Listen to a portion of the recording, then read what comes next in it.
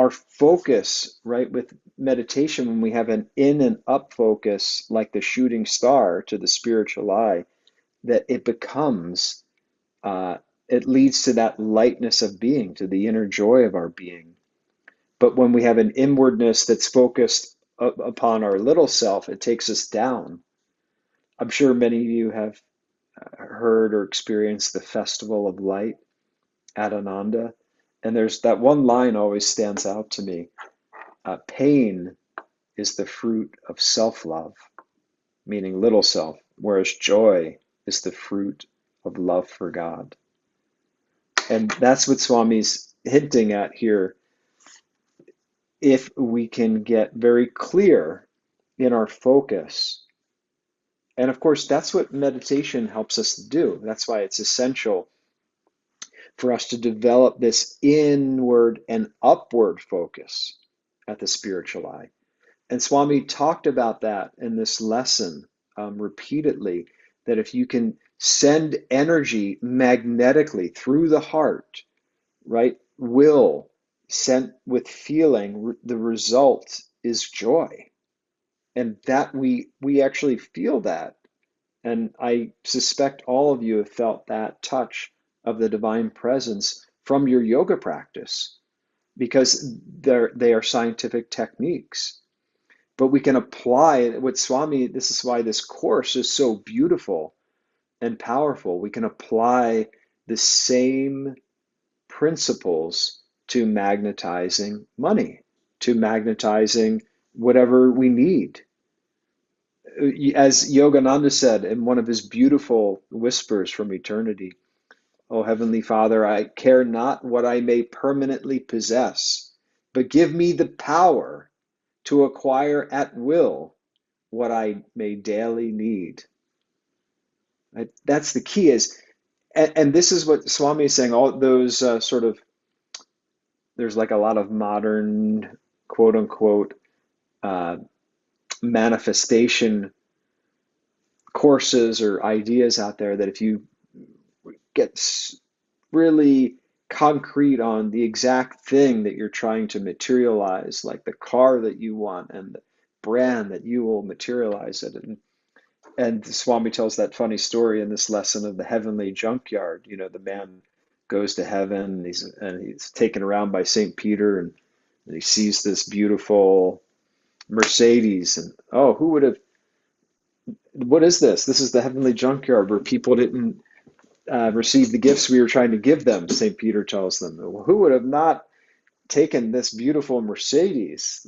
And St. Peter says, well, it's funny you should say that. That was for you, but you wished for a Volkswagen, so that's what we gave you. And so Swami is reminding us not to limit our prayer demands. And in order to do that, to focus more on the flow of energy rather than the limited thing. So if we can keep our, and and that's why the yoga science is so helpful. And it's, remember, that's the name of the course, Material Success Through Yoga Principles. The principle applies. One of the things that we are cautioned against on the path to self-realization is attachment to powers. Now you would think siddhis, these great, being able to walk on water. In fact, Haridas, who was a great saint of India, I think in the 1800s or so, I don't know the exact time frame, but there was the story of Haridas that Swami tells, that there was a Christian missionary trying to convert him, and they were out on a boat, and Haridas said, well, what could your Jesus do that I can't do? And since they were out on the water, he said, well, he could walk on water. And Haridas got out the boat and started walking on the water and said, is that all? And the boat followed him wherever. But still, one of the local saints said, there's something a little off with that man. And he was attached to those powers. And he did leave the path for a time. And then he came back. and he became realized. And the important part for us to remember, this is a follow-up to that story, is, oh, someone said, well, wouldn't he have fallen and wouldn't God have been, upset because he left the path? And Master said, God is no tyrant. Once he knows the sincerity of where your heart lies. So the important thing is, again, for us to focus on the inspiration, right? And that's why Swami's reminding us in this chapter, the greater the will, the greater the flow of energy. And he's saying, remember, translate that as the greater the willingness, the greater the flow of energy.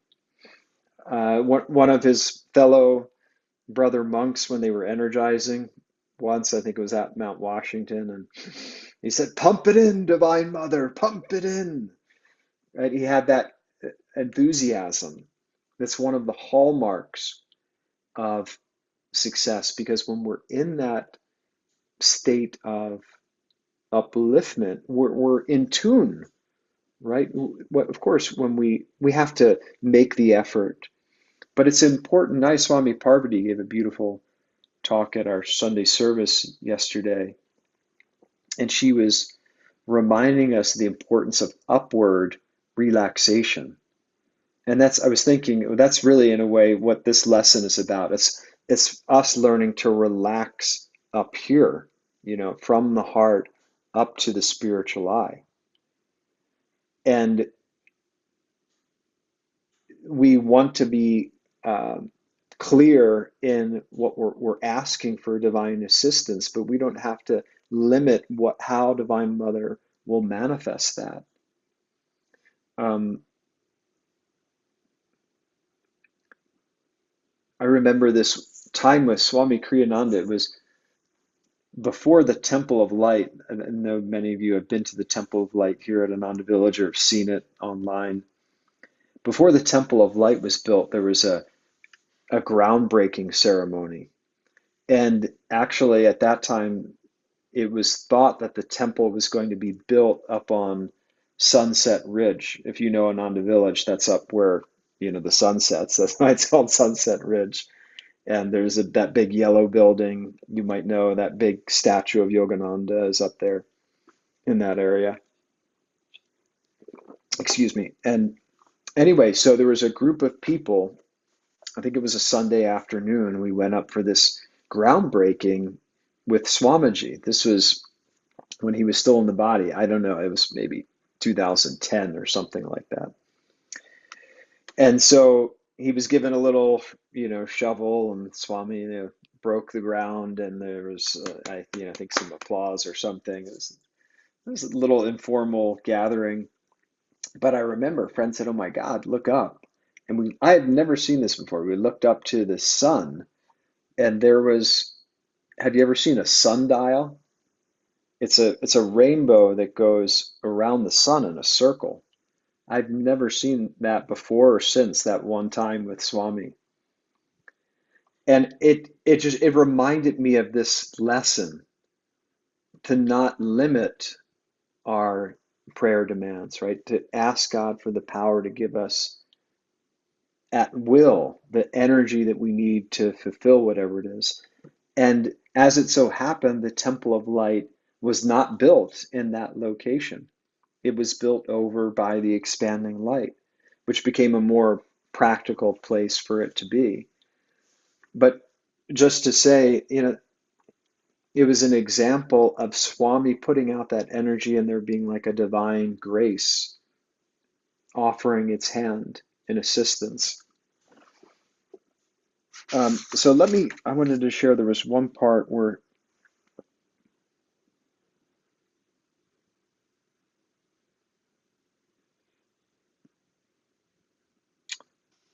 I'm skipping forward to the application.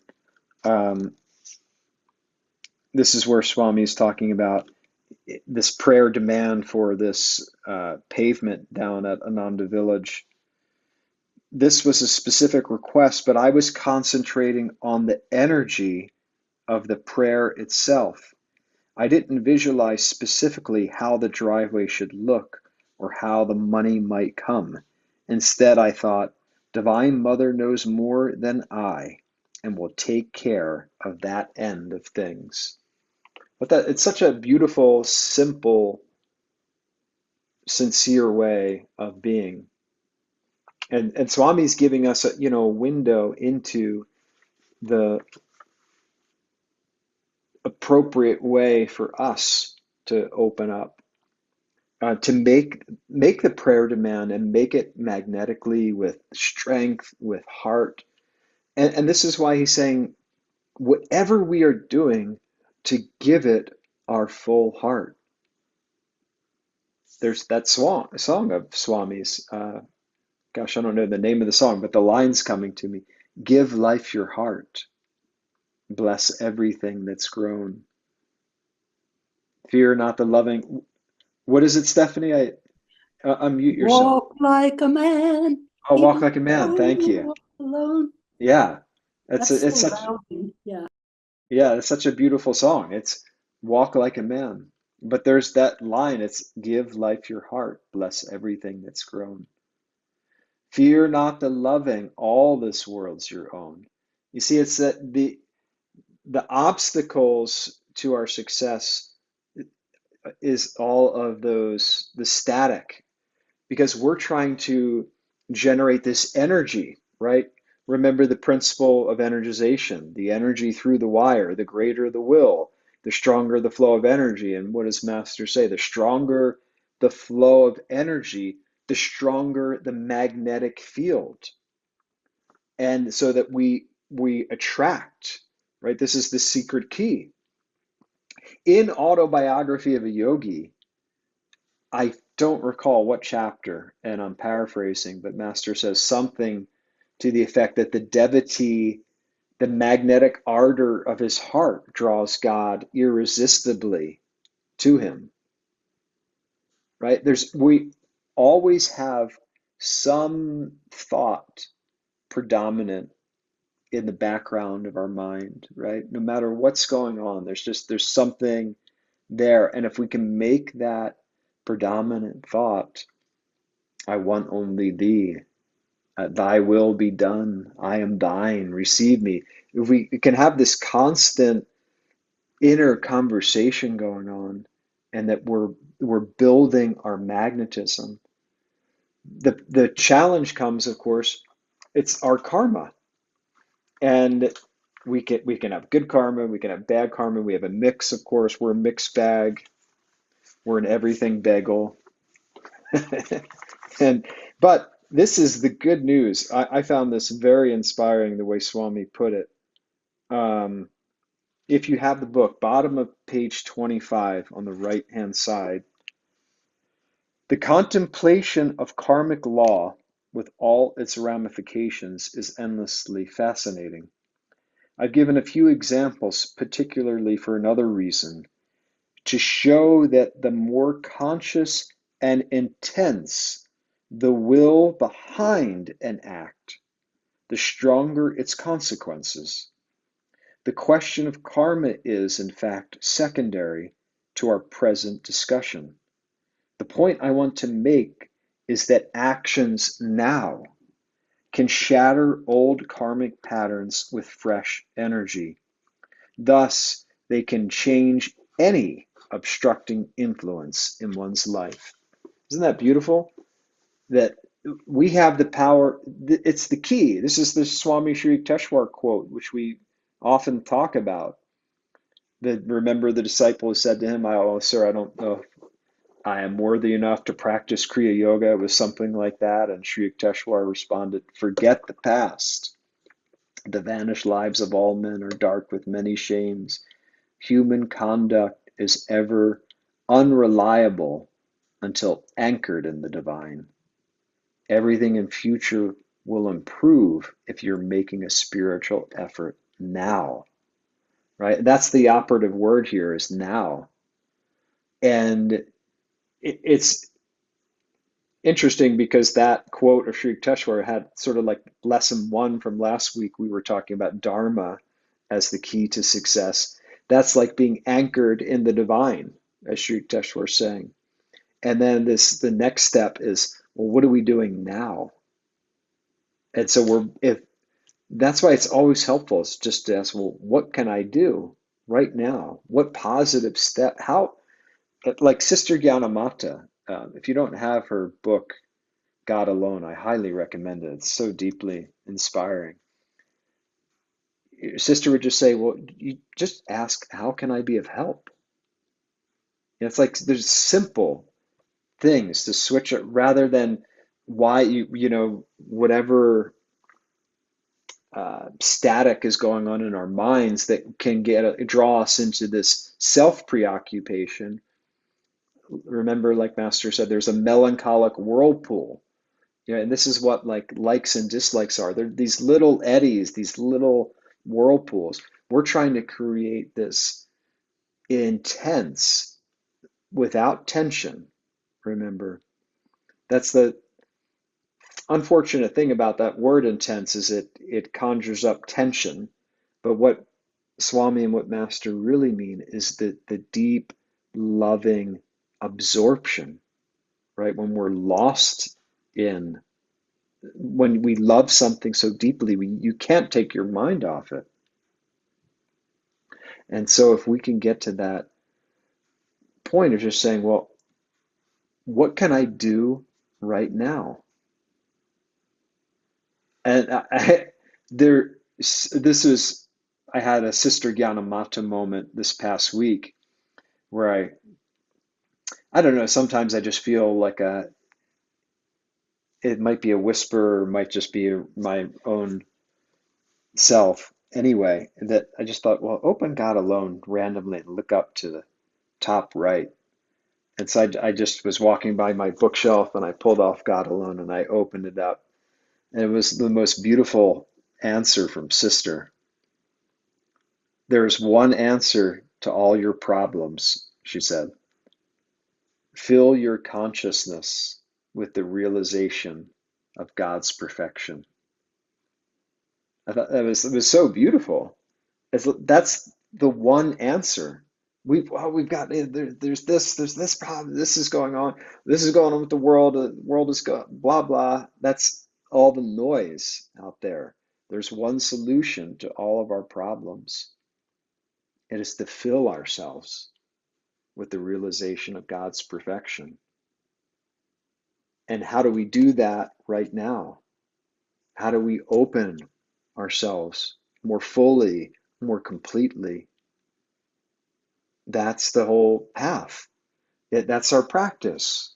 That's our sadhana. That's where chanting comes in to help us open the door of our heart. And that's where the techniques come in to help us concentrate our mind. That's where the books come into play to inspire us and to keep us renewing our efforts.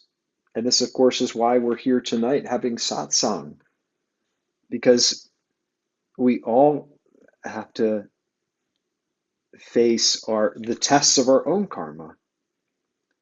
And rather than it being commiserating, we can see it's an opportunity, right? And the way to overcome it, as Swami is saying, is what can you do right now? I think it was, I'm not sure who it was, so I'm not going to say who I think it was, but there was a person that came to Swami Kriyananda when they were young. They were around, say, 22 years old. And Swami said, well, try to start meditating like an hour a day. And this person came back, maybe it was a few weeks later, and said, Swami, I'm struggling with that. And Swami said, well, try a half hour. And he said, well, I'm struggling with that too. And then he said, well, try 15 minutes or something like that. And then finally Swami said, well, what can you do? And the man said, I think I can do 5 minutes. I can commit to 5 minutes. And Swami said, great, do that. And then this man went on to dedicate his entire life to self-realization and became a saint. So remember, like in the lesson, Swami's quoting the story of Valmiki. Remember, Valmiki was this great sinner, and he robbed and killed people. Uh, that was his profession. He was intensely evil. And when he met his guru, he couldn't even say the name of God. He couldn't say Rama. He could only say Mara, which was death. But his guru had him say that repeatedly until Mara, Mara, Mara became Rama, Rama, Rama. And he turned that intense evil behavior into this intense love for God. And he was able, we have to take that to heart. Even the worst of sinners, by steadfast meditation on me, speedily comes to me. This is Krishna in the Gita. So it does not matter. Our mind is going to try to play games with us. Oh, well, you came on the path, you're too old, or you're too young, you have more of life to see, or you're a man, I'm a whatever. We have to just clear all of that and let our one-pointed concentration bring it brings, it's a beautiful way that Swami put it in here in the lesson. Oh shoot, I'm sorry, I lost that page. But it was a part where Swami was saying that the inward focus and dedication, it brings this calm inner joy. And that's the freedom that we're after, is to have this inner freedom of heart. Let me pause. I've been speaking for, oh my gosh, too long. Comments, questions, thoughts on anything from lesson 2 or anything that's come up here. This is on page 28 at the top. Obstacles to the energy flow are whatever produces mental static, such as doubt, anxiety, fear, self-interest, lack of self-confidence, and a narrowing focus on results. And then he goes on down below to talk about self-confidence is best developed when it isn't centered in ego consciousness, but expands in self-surrender to divine consciousness. Man's own ability is severely limited, but there are no limits to the power of God for those who invite that power to flow through them. That's a beautiful statement of truth, right? That it is true, of course, we feel like we can't do anything because we can't on our own. Our power is limited.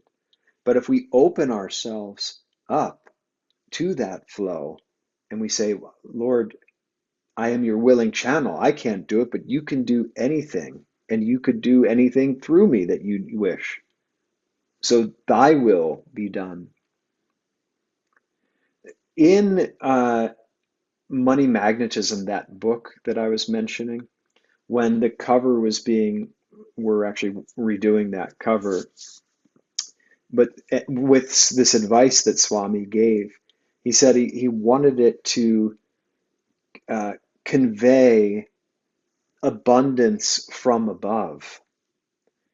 And in fact, I would like for us to listen to the affirmation, not the affirmation, excuse me, the meditation from Swami on this for lesson number 2.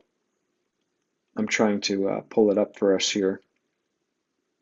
Okay, I'm gonna share I hope to share my audio here. Share my sound. Okay, I invite you could close your eyes for this. This is only about a minute. This is the meditation from chapter 2 for how to magnetize money. And someone just please give me a thumbs up that you can hear this when I hit the play button. Thank you. Meditation. Visualize a cascade of gold coins pouring down like a waterfall. See the cascade land, then flow outward to form a shining stream. Do not think of the individual coins so much as of the shining light that has condensed into those golden forms. Reach out lightly and touch that luminous flow of light. Hold your hands up to it. Let it run freely through your fingers. Be one with its radiance, for it is yours. You have within you all the wealth you need to fulfill every dream. Remember always what you can do is limited, but what God can accomplish through you has no limits as long as you hold yourself open to that flow.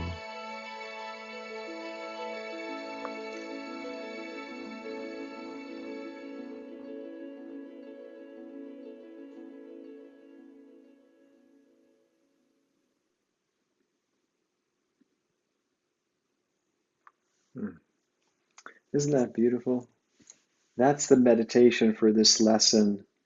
Uh, I mentioned it last week, but if you're not aware, this is actually the audio book that's on Audible, the same book, and we offer it on Crystal Clarity. Each lesson has Swami reading that meditation for the lesson with music like that. But I found this one to be so inspiring, that it's reminding us of what Jesus Christ said. Seek ye first the kingdom of God and his righteousness, and all these things shall be added unto you. Swami and Master Yogananda are helping to break us, right, of this spell, the delusion of ego. Ego is just it is also a direction of energy. Remember, the ego is situated at the medulla oblongata, at the base of the brain, and we need the right use of ego, right, which is the self-offering of the little self to the infinite self.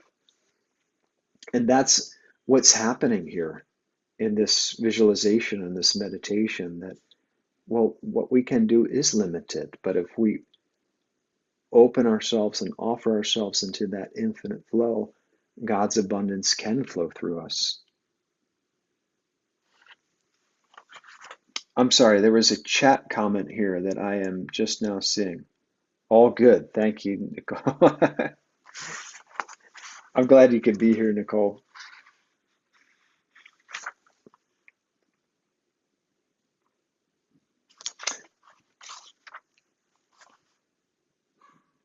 There is another important point that Swami makes here on 28.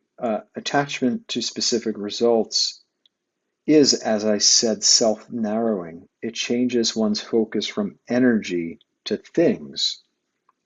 The energy is transformed in the mind from a fluid stream to a firm substance. It ceases to flow. To release one's powers of accomplishment from narrow fixation, concentrate on the energy flow itself, not on its intended objective. This is another reason why the teaching of the Bhagavad Gita on Nishkam Karma is so wonderful. Action without desire for the results. Action to be self-freeing must not be self-defining. I'm going to read that again. Action to be self-freeing must not be self-defining. Thus do great yogis manifest their so-called miracles. I say so-called because their feats, however amazing, are simply the consequence of a flow of consciousness through energy to its final material condensation. The flow itself is facilitated by one's not being identified with substance, by the fact indeed of being centered within oneself, in that awareness, which is the essence of everything manifested. I thought this was very powerful, that awareness, right? That consciousness is the essence of everything that's manifested. And so by keeping our focus more on the flow of energy, remember, how did God create this? Did he create it or did he become it? There's that question that Swami asks. Well, he became it. It's from that pure, undifferentiated consciousness that it first began to vibrate as thought, and then thought, energy, and energy into consciousness. Well, for us to to ascend back to our spiritual heritage, we want to focus more on that flow of energy, of inspiration. Maybe I mentioned it a couple weeks ago, and forgive me if I did, but that painting that Jyotish did recently of samadhi, did I mention this? Anyway, someone asked Nayaswami Jyotish to paint samadhi. And I thought, oh, how would you paint samadhi? And so Jyotish didn't meditate and think, well, this is how I'm going to do it. What did he do? He meditated he opened himself, right, to receive that inspiration. And then he said it came to him in meditation. And the painting, oh, you know what? Let me see if I can share my screen. Oh, thank you, Stephanie. Is that you? Yeah, perfect. Thank you, Stephanie. This was the inspiration. Could you hold that up once again? Yeah, perfect, right there. That Jyotish said he saw Master meditating, right? And that there's a line, if you draw a line on your own screen or just look from his spine up to the top of that mountain peak. And then, so what have we been talking about? A flow of concentrated energy. That's what Swami is saying is the key to magnetism, and how to magnetize money. It's not just energy, it's concentrated energy to a focal point. And then it goes out, it expands out into the infinite. And that's what's around the perimeter of the painting there. So I thought this was such a beautiful example of our sadhana. You know how we talk about the steps to successful meditation is relaxation, one, concentration, step two, and then expansion, stage three, so to speak. We're doing all of the work, so to speak, to relax, but to relax upward and to concentrate our energy in an intense but relaxed fashion at the point between the eyebrows, and then it can expand out into infinity. So those stages are in Jyotish's painting. I thought it was so beautiful because Jyotish, it's who he's become. It from a lifetimes of meditation and dedication to the spiritual path. You can see that attunement that we can't do it on our own. We have to we're like spiritual surfers, right? We have to paddle. But once we catch that wave of inspiration, it's riding the wave of inspiration and enjoying it and sharing it. And that's the key to success, one of the keys to success in our sadhana and in our material life.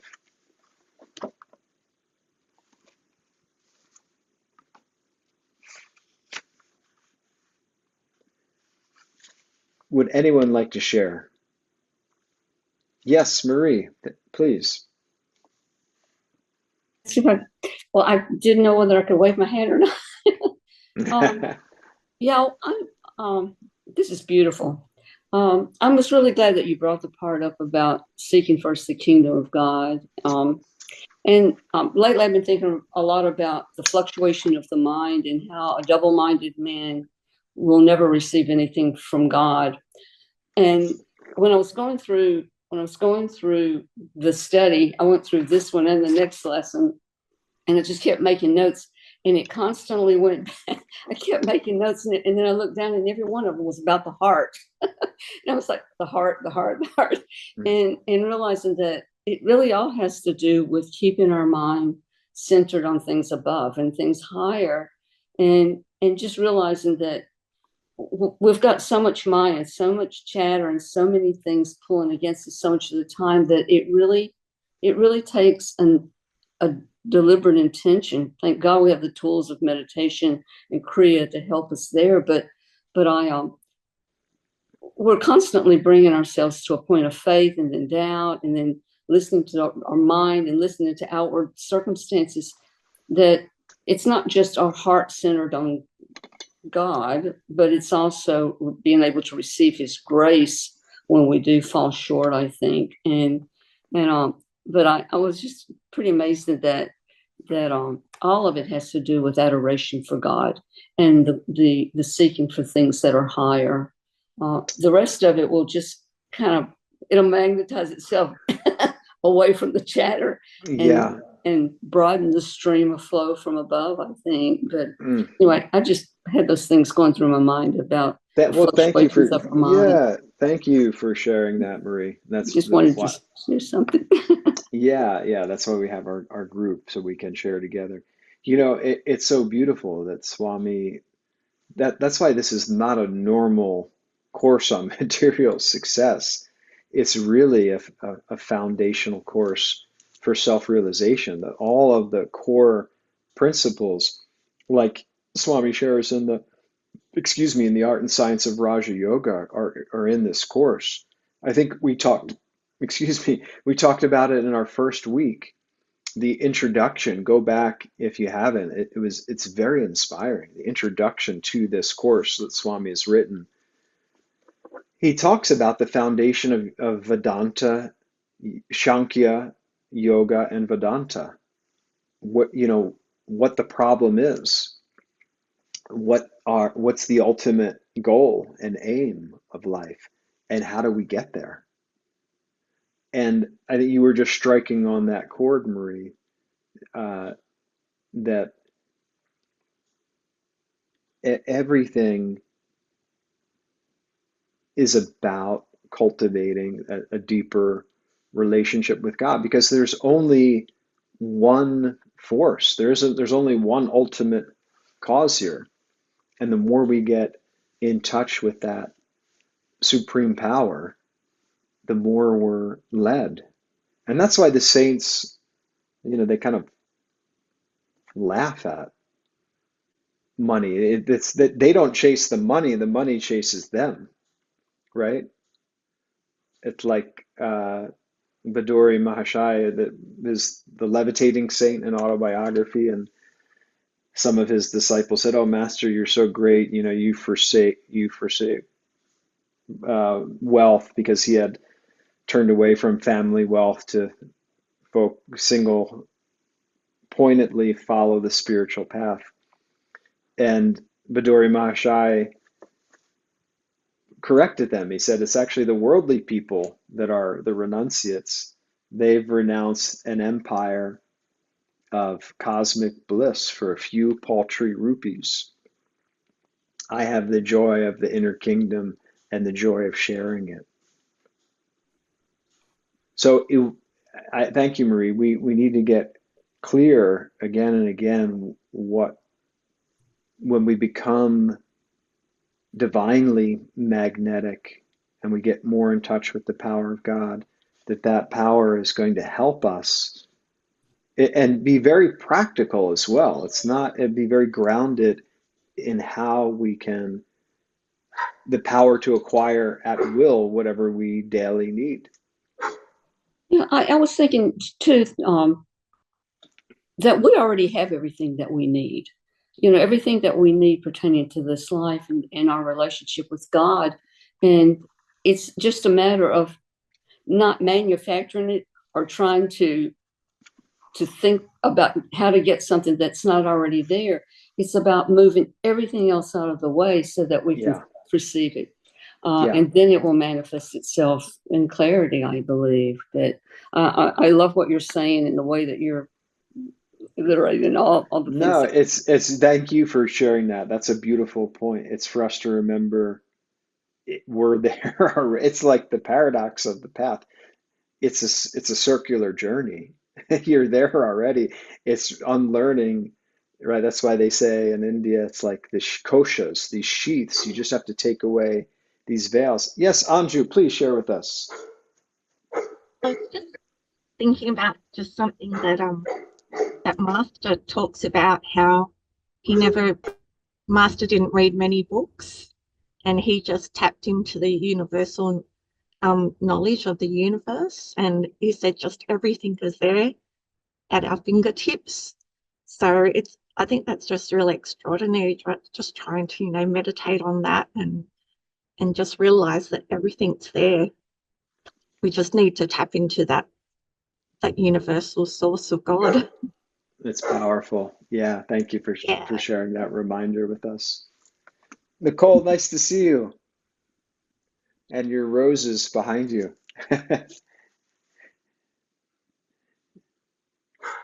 Anyone who, because we're almost at time, I can't believe it. Anyone who hasn't had a chance that wanted to share anything before we close?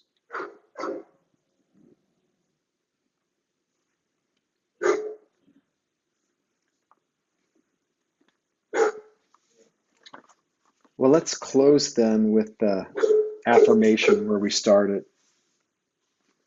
Thy wealth flows into me and through me. Its strength and power of accomplishment are unlimited, for thou art infinite. Thy power within me is infinite. Thy wealth flows into me and through me. Its strength and power of accomplishment are unlimited, for thou art infinite. Thy power within me is infinite. Mm.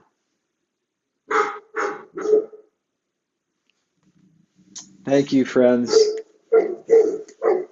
Great to see you all. So we'll be back. I'll send another reminder. These are every 2 weeks, right? So it's generally like the second and fourth Monday of each month.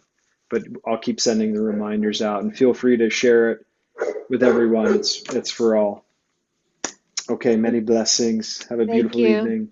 Thank Bye you, bye. Thank everyone. you.